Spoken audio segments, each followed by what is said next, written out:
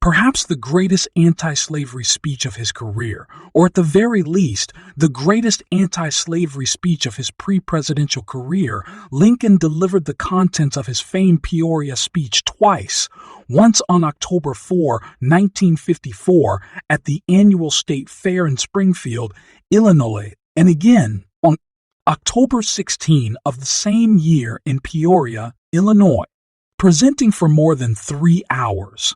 In the Peoria speech, Lincoln spoke of his objections to the Kansas-Nebraska Act. Unlike those in favor, Lincoln did not believe that climate and geography would keep slavery out of the territory of Nebraska, an area of land that consisted of the present-day states of Kansas, Nebraska, Montana, and the Dakotas.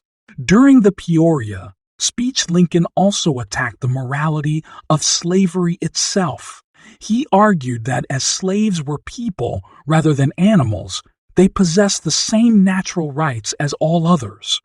As Lincoln notes during the speech, "If the Negro is a man, why then my ancient faith teaches me that all men are created equal, and that there can be no moral right in connection with one man's making a slave of another." 4 years after his Peoria speech, Lincoln found himself running against Democrat Stephen A. Douglas as the Republican candidate for U.S. Senate in the state of Illinois. The same Stephen A.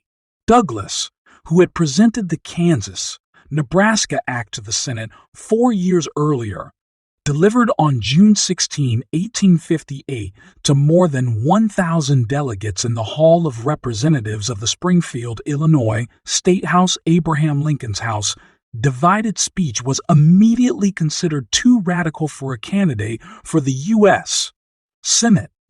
Containing the famed "A house divided against itself cannot stand," quote, which Lincoln plucked from the Gospel of Mark 3:25, in which Jesus states, "And if a house be divided against itself, that house be divided against itself, that house cannot stand."